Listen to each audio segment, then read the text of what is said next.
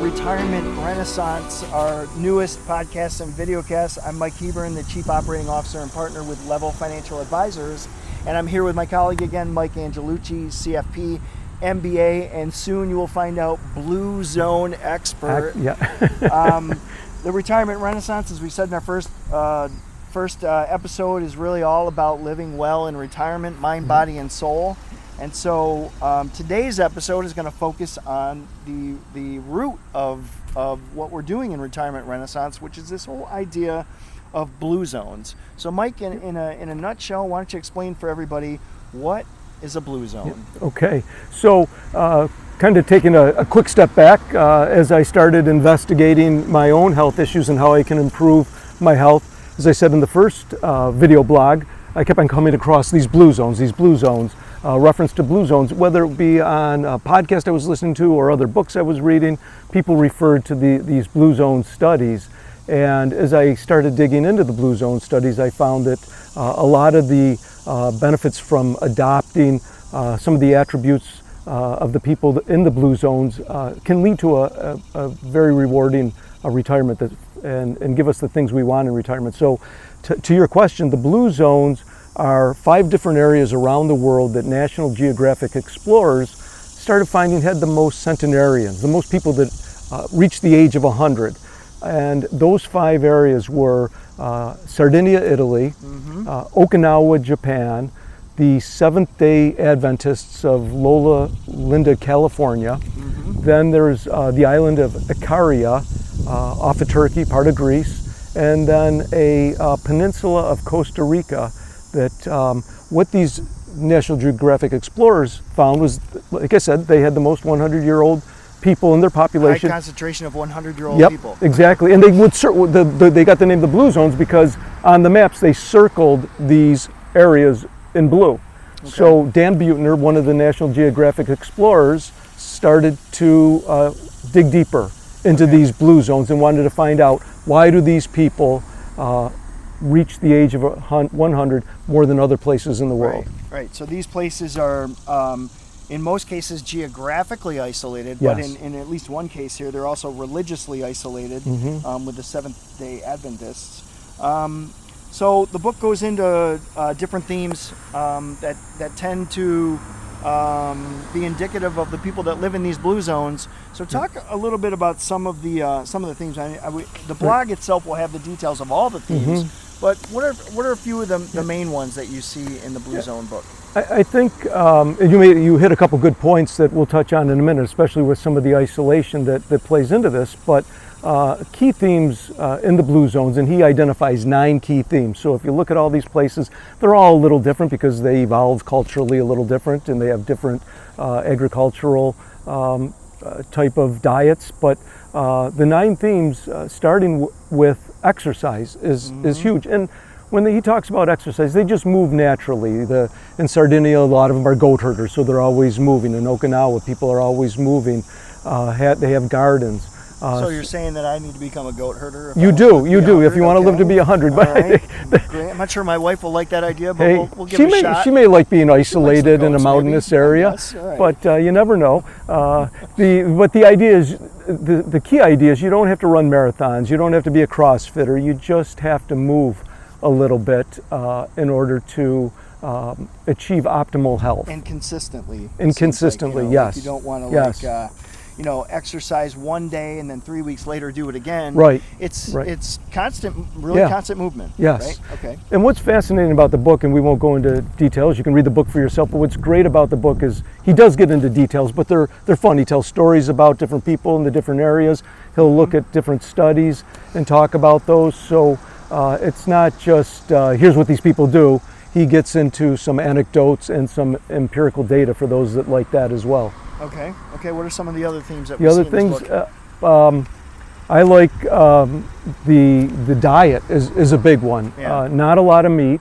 The core for most of these folks is beans and vegetables. Beans, fruits, and vegetables. Right. And I'll talk a little bit about that for a second. They find that when you eat a lot of meat, it builds up, especially if you're prone to it. If you eat a lot of meat and there's saturated fat in it, you can get that high cholesterol. It leads to heart disease. So none of these people have high levels of heart disease. And they also have very low levels of dementia, which is another thing. Interesting. And are they saying no meat at all, or are they saying like low amount of meat, or is it like a completely no meat diet? Nope. Fish, they like fresh fish. Okay. A lot of them eat fresh fish, and when they do eat red meat or white meat, it's on an irregular basis, maybe a couple times a week. So it's not with every meal. All right, good.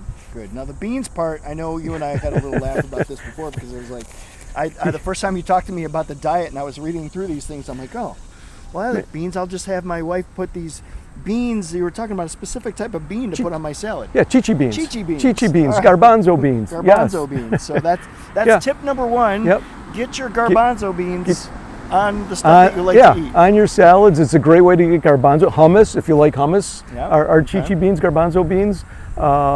Another thing, a lot of these places have as a base rice and beans. Okay. Rice and beans. So red beans or black beans and rice as a base. Now there's one on this list that I like here. It says wine. Wine. Red wine Yep. specifically is called out here. So Yep. how much and how often and what's the deal with the wine? A bottle a day. No, in moderation. Everything in Always at moderation. lunchtime. Lunchtime. No, a glass a day is fine. And he cites a study in the book too, as well, is when you have wine with more of a plant-based diet, it allows for the intake of the polyphenols into your system in a more natural, efficient way. Okay, so tonight, dinner with Kim. Salad and red Kim, wine. if you're watching, we're going to have some polyphenols with dinner tonight, just to be healthy. Exactly. That's you want it in the red wines. And there's another one on here that I really like, because I think it is important. Talk about loved ones first. Keeping your family close. I think that's sometimes an underplayed theme in people's well-being. Talk a little bit about what they mean by that. Yeah, a lot of them have families that live with them. They have parents that live with them, or kids that live with them into older age.